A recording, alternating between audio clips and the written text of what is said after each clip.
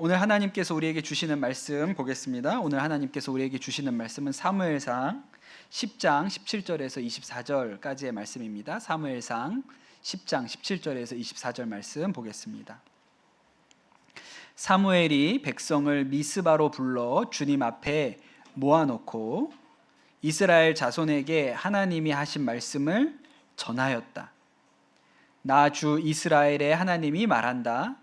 내가 이스라엘을 이집트에서 데리고 올라왔고 내가 너희를 이집트 사람의 손과 너희를 학대하던 모든 나라의 손에서 건져내었다.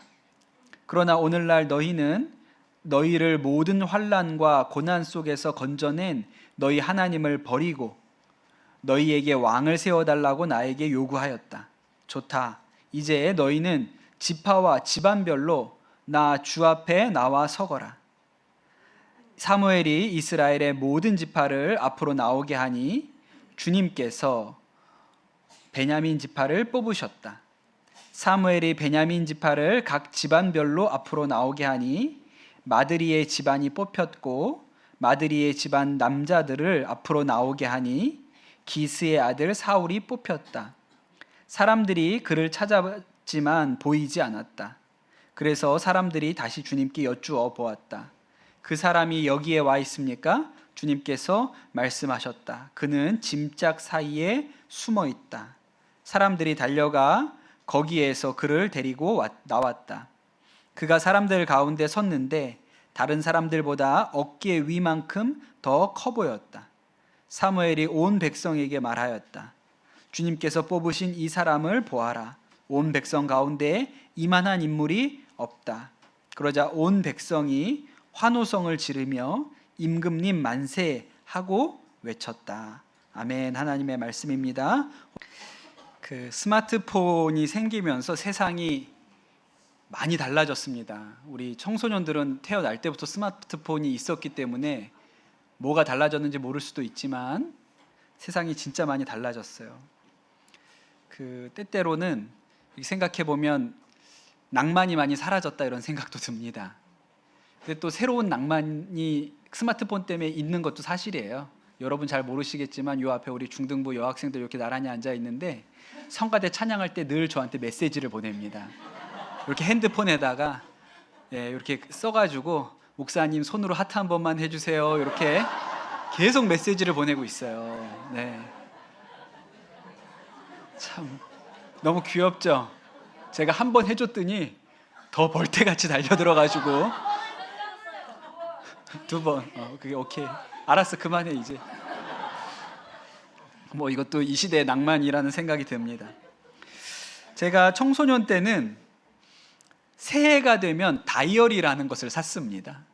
교보문고에 가가지고 이 다이어리를 사는 게 새해의 시작이었는데, 그리고 이 다이어리를 정성껏 쓰는 게 일종의 뭐라 그럴까요? 하여튼 그런 문화가 있었죠. 예쁘게 잘 꾸미고 거기에다 일기도 쓰고 그림을 또 잘 그리는 사람은 거기다 그림을 그리기도 하고 그랬습니다. 연예인 사진을 거기다가 붙여놓기도 했는데 제 다이어리에는 그 신문에 나온 소주 광고 이영애 씨의 사진이 그 다이어리에 들어 있었고요. 나중에는 그 이영애의 사진이 핑클의 성유리로 바뀌기도 했습니다. 또 거기에 좋은 글, 또 좋은 시 이런 거 있으면 베껴다가 놓고 가끔씩 읽기도 하고 외우기도 하고 그랬어요. 그런 거 보면 저도 한때는 문학소년이었던 때가 있구나 그런 생각도 듭니다. 시를 외우기도 하고 쓰기도 하던. 근데 지금 여러분 우리가 사는 세상에는 시가 웬 말입니까? 그렇죠? 오랜만에 좋은 시를 하나 발견해서 여러분에게 소개를 해드리겠습니다. 김승희라는 여자 시인의 시인데 할머니세요, 할머니. 그 시를 읽어드리겠습니다. 제목은 그래도라는 섬이 있다 입니다. 가장 낮은 곳에, 젖은 낙엽보다 더 낮은 곳에 그래도라는 섬이 있다. 그래도 살아가는 사람들, 그래도 사랑의 불을 꺼뜨리지 않고 사는 사람들, 세상에서 가장 아름다운 섬, 그래도 어떤 일이 있더라도 목숨을 끊지 말고 살아야 한다고, 부도가 나서 길거리로 쫓겨나도, 뇌출혈로 쓰러져 말 한마디 못해도 가족을 만나면 반가운 마음, 중환자실 환자 옆에서도 힘을 내어 웃으며 살아가는 가족들의 마음속, 그런 사람들이 모여서 사는 섬 그래도, 그런 마음들이 모여서 사는 섬 그래도, 그래도라는 섬이 있다는 거예요. 여러분, 제주도가 있는 건 확실한데 제주도보다 더 아름다운 섬 그래도가 있습니다. 진짜 존재하지는 않지만 끝까지 소망을 붙들며 사는 사람들의 섬이 그래도라고 하는 것이죠. 그런데 여러분, 그 그래도에 누가 사는지 아세요? 그 그래도에 하나님이 살고 계시다는 것을 알아야 합니다. 왜 하나님이 그래도에 살고 계신지 오늘 말씀을 보면 알 수가 있는데요. 사무엘이 은밀하게 사울에게 기름을 부어서 사울을 왕으로 세웠습니다. 그렇게 먼저 사울에게만 몰래 기름을 부어서 그를 왕으로 세운 이유는 사울이 소심하기 때문이에요. 사울이 먼저 내가 왕이 되었구나 라는 사실을 받아들이고 마음에 준비할 시간을 주기 위해서 먼저 사울에게 기름을 부어서 그를 왕으로 세웠던 것이죠. 그런데 계속 이 상태가 지속될 수는 없어요. 그렇죠? 왕으로 세웠는데 사무엘과 사울만 알고 있을 수는 없잖아요. 그러면 왕이 아니니까요. 그래서 이제 사무엘이 시간이 지난 후에 이스라엘 백성들을 미스바라는 곳으로 불러 모읍니다. 여러분, 미스바가 어떤 곳이었는지 기억나세요? 사무엘이 정말 낙심해 있던 이스라엘 백성들을 불러 모아서 부흥회를 열었던 곳이 미스바였지요. 그리고 그때 회개의 마음들이 사람들한테 회개의 부흥이 임했고, 또 그때 마침 블레셋이 쳐들어왔는데 하나님께서 이 블레셋을 물리쳐 주셔서 에벤에셀이라는 돌 비석을 세웠던 곳이 미스바입니다. 그런데 이제 그 미스바에 다시 이스라엘 백성들을 불러 모았어요. 그리고 거기에 올라온 이스라엘 백성들한테 하나님이 사무엘을 통해서 이야기하십니다. 이 말씀 굉장히 중요하다고 생각이 돼요. 오늘 읽은 말씀 18절 19절인데, 나 주 이스라엘의 하나님이 말한다. 내가 이스라엘을 이집트에서 데리고 올라왔고 내가 너희를 이집트 사람의 손과 너희를 학대하던 모든 나라의 손에서 건져내었다.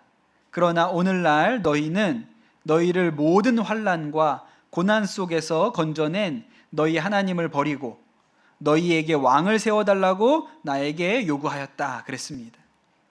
만약에 하나님이 그래서의 하나님이었다면, 야, 내가 기껏 너희를 이집트에서 불러 올렸고 내 백성으로 삼았는데 너희가 나를 버려? 그러니 나도 너희를 버리겠다. 이렇게 하면 그래서의 하나님이죠. 너네가 나를 버렸으니까 나도 너희를 버릴 거야. 그러면 그래서의 하나님이에요. 그런데 하나님은 어떻게 하십니까? 그래도의 하나님이시기 때문에 너희는 나를 버렸지만 나는 너희를 버리지 않겠다. 너네 요구대로 내가 왕을 세워주겠다. 그렇게 이야기를 하셨어요. 그리고 나서 이스라엘 백성들을 지파별로 나란히 서라고 합니다. 그리고 제비를 뽑죠. 그 제비를 뽑았더니 12지파 중에 베냐민 지파가 뽑혔습니다. 그래서 베냐민 지파 다 앞으로 나와. 그리고 베냐민 지파의 집안들을 이름을 쭉 써가지고 통에다 넣고 또 제비를 뽑는 거예요. 이번에는 마드리라는 가문이 뽑혔습니다. 그리고 이제 마드리 가문이 앞으로 나오고 마드리 가문의 남자들 이름이 쭉 통 안에 또 이름이 들어갑니다. 그리고 그 안에서 뽑았더니 누가 뽑혔어요? 기스의 아들 사울이 뽑혔습니다. 이 말씀 보면 하나님의 세심함이 있죠. 이미 사울에게 기름을 부어서 하나님이 사울을 왕으로 세우시기로 작정을 했거든요. 그러면 제비를 뽑을 필요가 뭐가 있어요? 그냥 사람들 앞에다 세워놓고 이 사람이 당신들의 왕입니다. 하나님이 이 사람을 선택하셨습니다. 이렇게 해도 되는 거예요. 그런데 굳이 사람들이 보는 앞에서 제비를 뽑았어요. 왜 그렇게 했을까요? 퍼포먼스가 중요해요. 왜냐하면 사람들이 알아야 되죠. 진짜 하나님이 뽑았다는 것을 사람들이 눈으로 확인해야 되거든요. 그래서 사람들 앞에서 제비를 뽑은 것입니다. 또 사울 입장에서도 이 일은 굉장히 중요합니다. 왜냐하면 아직 사울이 긴가민가 하고 있거든요. 내가 기름 부음을 받았는데 내가 진짜 왕 맞아? 내가 해도 되는 거야? 이런 생각을 하고 있단 말이에요. 그런데 제비를 뽑았는데 진짜 내가 뽑힌 거예요. 그러면 사울의 입장에서도 와, 하나님이 진짜 나를 선택하신 것이 맞구나, 이런 생각이 들지 않겠습니까? 그러니 하나님은 이스라엘 백성들에게 왕을 세워주고 싶지 않으셨어요. 왕을 세워달라는 그들의 요구가 하나님을 버리는 일이라고 하나님 생각하셨거든요. 그럼에도 불구하고 그래도 하나님이 왕을 세워주시는데 그 왕을 세워주시는 모든 과정을 아주 섬세하게 배려해 주셨어요.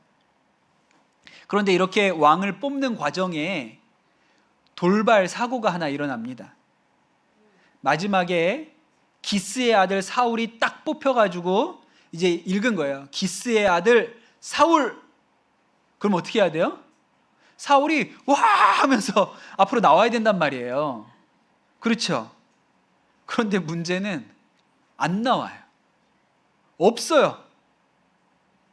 여러분 경품 추첨 다 한번 해보셨죠? 경품 추첨. 행사가 끝날 때까지 사람들을 못 가게 하려고 하는 게 경품 추첨입니다. 그래서 맨 마지막에 좋은 선물 나오는 거거든요. 그래서 맨 마지막에 그 모닝 걸고 경품을 했는데 행운권 번호 57번 그러면 어떻게 해야 돼요? 누가 와 그러고 나와야 돼요. 그런데 안 나오는 거예요. 그럼 어떻게 됩니까? 없어요. 없어요. 다시 뽑아요 이러지 않겠어요? 지금 상황이 꼭 그런 거예요. 기스의 아들 사울 없어요.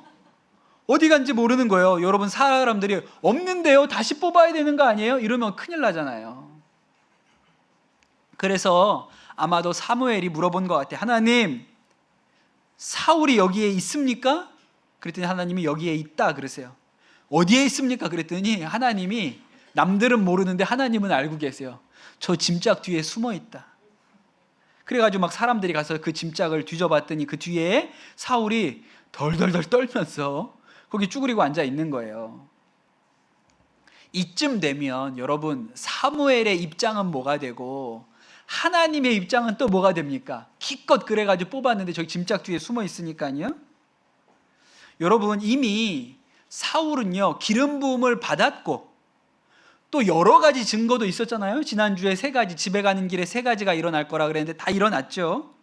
그리고 하나님의 영이 사울에게 부어져 가지고 춤추면서 예언하는 아주 신비한 체험도 사울이 했습니다. 그러면 이쯤 되면 사울이 딱 마음의 준비를 하고 있다가 짜잔, 아까 우리 중등 학생들이 얘기한 것처럼 이렇게 하트하고 이렇게 V하고 이렇게 나와야 된단 말이에요. 그런데 숨어 있었어요. 그래서의 하나님이라면 아이고 안 되겠다.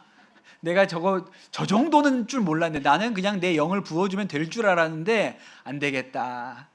다른 사람 뽑자. 이렇게 하면 그래서의 하나님이죠. 그런데 하나님은 그래도의 하나님이에요. 오늘 말씀 이 10장의 마지막 절에 보면 사람들 중에, 그 자리에 모였던 사람들 중에 사울이 뽑힌 것을 보고 야 저런 녀석이 우리 왕이라고 사울을 업신여기면서 돌아간 사람들이 있었다고 성경이 기록하거든요. 그런 사람들은 어떤 사람이에요? 그래서의 사람이에요. 아니 저 짐짝 뒤에 숨어있던 놈이 우리 왕이라고? 에이 그건 우리가 인정 못하지. 그래서의 사람들이에요. 그러나 하나님은 그래도의 하나님이기 때문에 여전히 두려워하고 소심하고 부족한 사울을 나는 여전히 너를 왕으로 사용하겠다고 하시는 분이시죠. 그래서 하나님이 그래도의 하나님이세요. 학교에서 시험을 봤습니다. 100점 맞았어요. 그래서 엄마가 너무 기분이 좋아서 너 뭐 먹고 싶니? 빕스 가자. 그래가지고 빕스에서 맛있는 걸 사주잖아요. 그럼 그 엄마는 그래서의 엄마입니다. 그런데 시험 망했어요.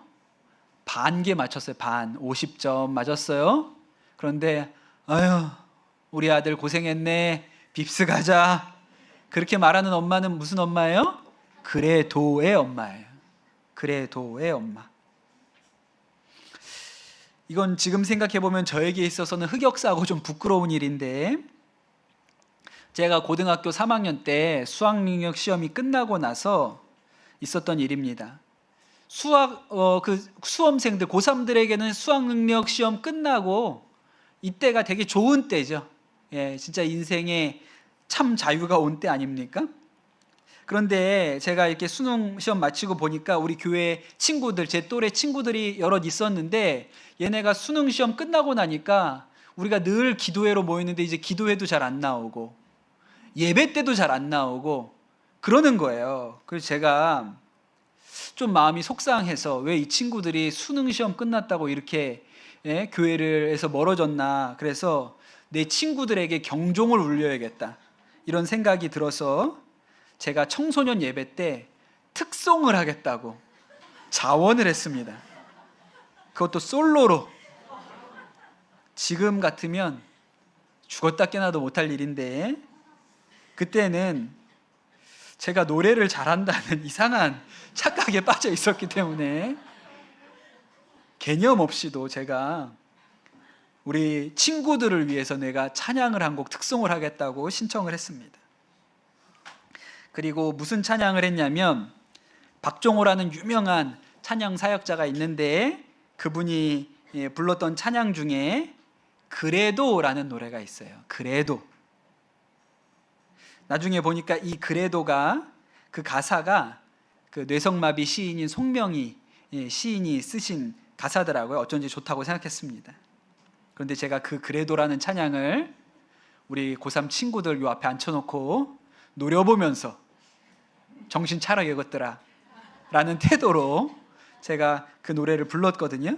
지금 생각하면 죽고 싶습니다. 왜 그런 일을 했는지 이해가 되지 않지만 그때는 그랬어요. 오늘은 제가 노래를 부르지 않고 가사만 읽어드리겠습니다. 내가 나를 떠나가도 그래도 나는 너를 떠나지 않으며, 내가 나를 버려도 그래도 나는 너를 버리지 아니하리라. 내가 나를 사랑하지 않아도 그래도 나는 너를 사랑하며, 내가 지은 죄 많으나 그래도 나는 너를 용서하리라. 내가 천하고 미련하나 그래도 나는 너를 받으리라. 이게 그 가사예요. 근데 여러분, 오늘 말씀 내용과 똑같지 않습니까?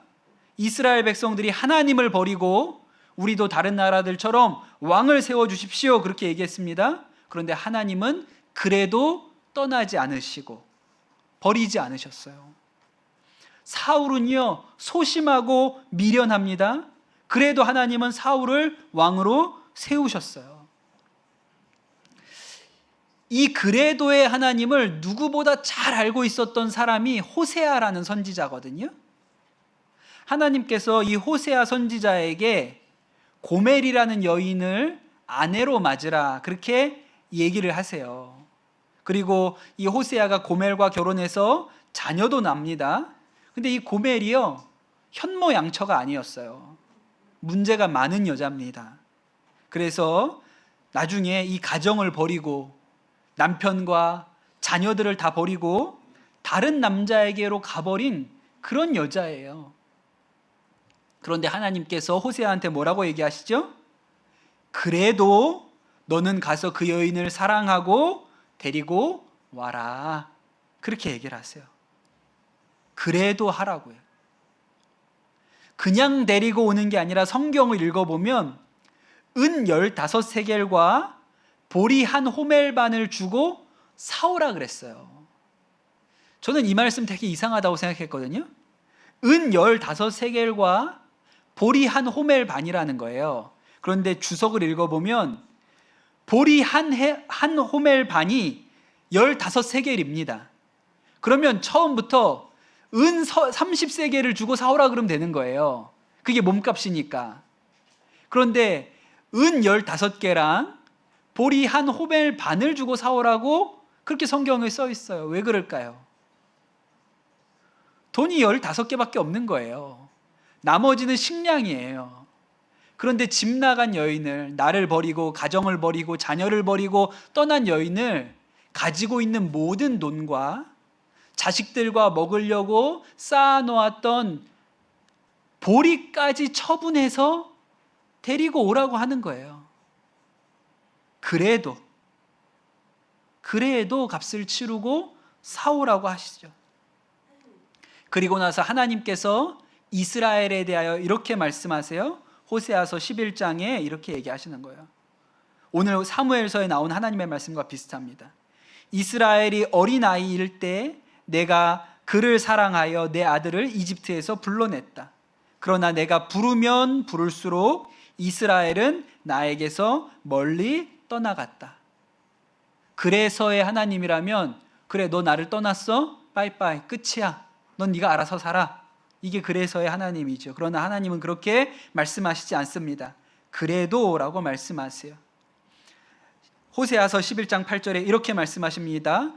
에브라임이여 내가 어찌 너를 놓겠느냐, 이스라엘이여 내가 어찌 너를 버리겠느냐. 너를 버리려고 하여도 나의 마음이 허락하지 않는구나. 너를 불쌍히 여기는 애정이 나의 속에서 불길처럼 강하게 치솟아 오르는구나. 그러니 하나님이 어떤 하나님이세요? 그래도의 하나님이신 거예요.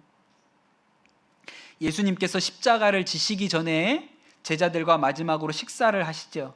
그리고 식사가 끝난 후에 제자들의 발을 씻어 주시거든요. 근데 여러분, 이 제자들이 어떤 제자들입니까? 조금 있으면 다 예수님을 모른다고 하고 도망갈 제자들이에요. 예수님이 이미 그 자리에서 그들이 그렇게 할 거라는 것을 알고 계셨습니다. 그런데 성경이 그날 그 밤에 예수님의 마음을 뭐라고 기록합니까? 세상에 있는 사람들을 사랑하시되 끝까지 사랑하시니라. 예수님의 마음은요, 그래도예요. 너네가 나를 다 버리고 도망갈 거야. 그래도 나는 끝까지 너희 사랑한다. 그게 예수님 마음이에요. 베드로가 만약에 그래도라는 찬양을 듣잖아요. 그러면 이렇게 얘기하겠죠. 완전 내 노래네. 내가 예수님 모른다고 3번 부인하고 도망갔는데 예수님은 나를 버리지 않으셨지. 그래도 나를 붙들어 주셨지. 내가 지은 죄 많지만 그래도 나를 끝까지 용납해 주셨지. 그렇게 얘기하시는 거예요.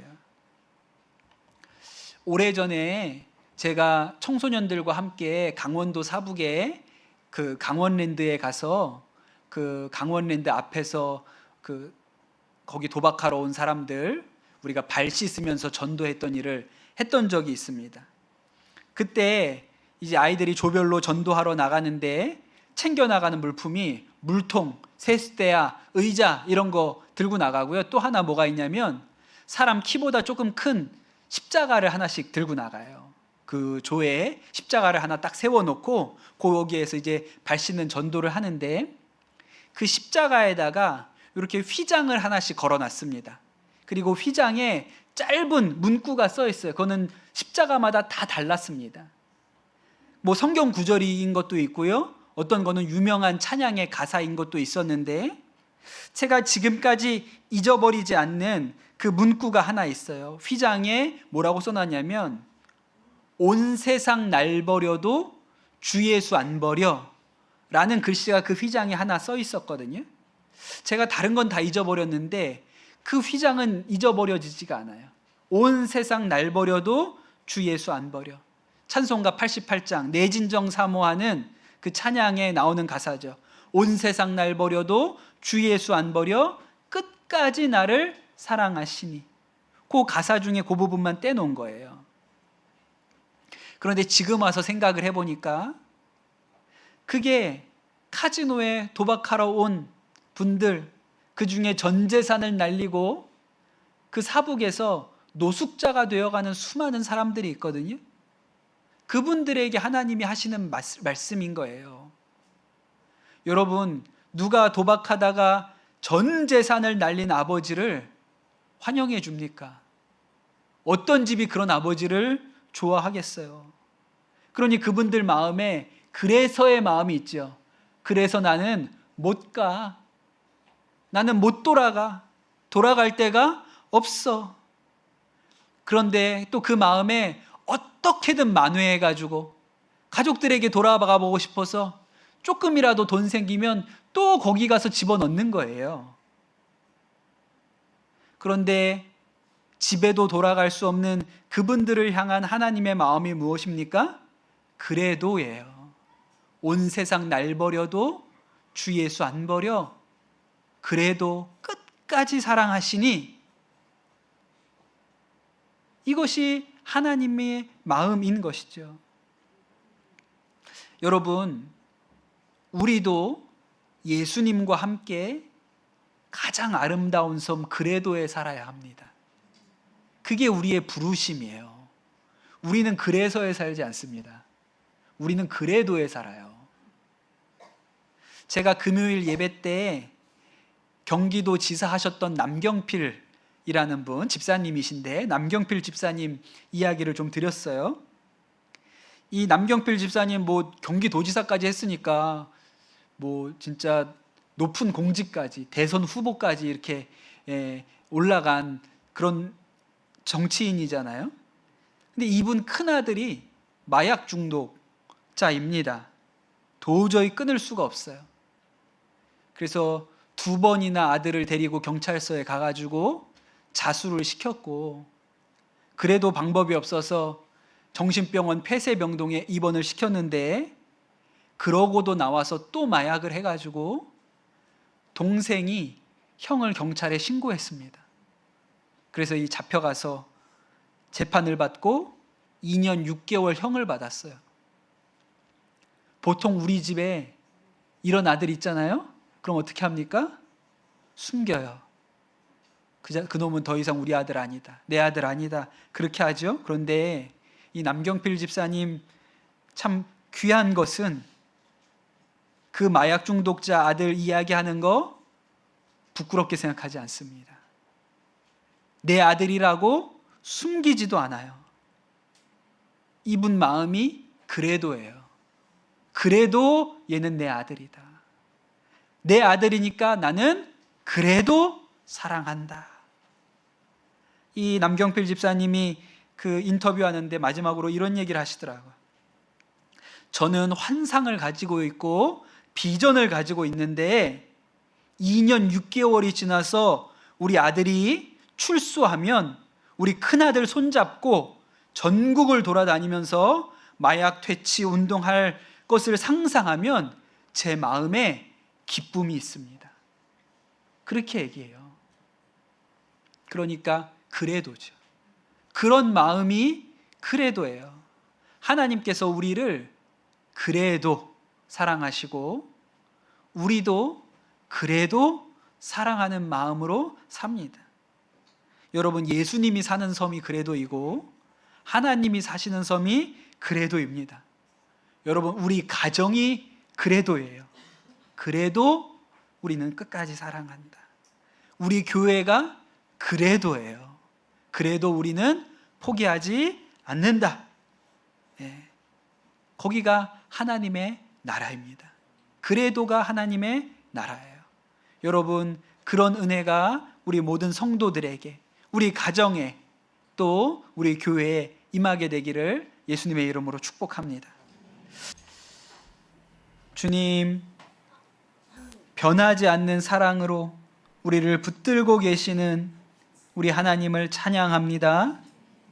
우리의 연약함과 우리의 모자름 주님께서 다 아시나, 그러나 그 사랑이 변치 않고 우리를 끝까지 놓지 아니하시니 하나님, 그 은혜가 너무나도 놀랍고 우리에게 큽니다. 하나님, 우리가 이것을 깨닫게 하여 주시옵소서. 끝까지 사랑하신다는 주님의 이 말씀이 우리 성도들의 마음을 감동하여 주시고, 또한 우리도 예수님처럼, 우리를 붙들고 계신 하나님처럼 그래도 사랑할 수 있는 믿음의 힘이 우리 성도들 가운데 있게 하여 주시옵소서. 오늘 우리가 이 예배에 나올 때 예물 준비해서 하나님께 올려드렸습니다. 하나님께서 기쁘게 이 예물을 받아주시고 이 예물이 주님 앞에 복되게 아름답게 사용되게 하시며, 또 더불어서 우리가 올려드린 그 손길, 또 그 가정, 그 기업 위에 하나님의 풍성한 은혜가 더하게 하여 주옵소서. 이제는 우리 주 예수 그리스도의 은혜와 아버지 하나님의 크신 사랑과 성령님의 교통하심이 주의 말씀 안에 거하고 그 영원한 사랑 안에 또 끝까지 사랑하는 그 사랑을 붙들고 살아가는 우리 모든 강남 선한목자교회 성도들 위해, 또 함께 예배드린 모든 이들과 우리 자녀들 위해 주께서 영원토록 함께 하시기를 간절히 축원하옵나이다. 아멘.